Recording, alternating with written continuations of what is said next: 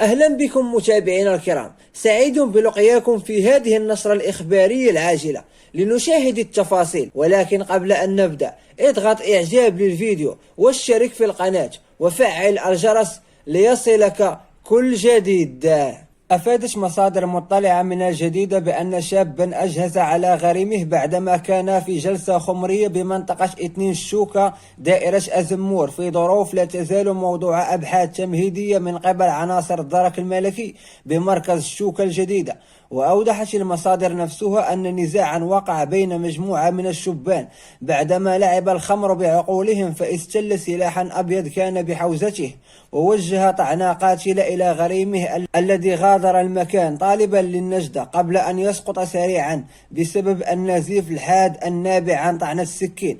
واستنفرت الحادث عناصر الضابط القضائي بمركز 2 الشوكة، حيث انتقلت فرقة مكونة من الضابط القضائية وقامت بمعاينة الجثة ومسح محيط الجريمة وحجز كل ما يفيد في الأبحاث الميدانية والتقنية، فضلا عن توجيه جثة الهالك إلى مستودع الأموات قصد التشريح الطبي لفائدة البحث.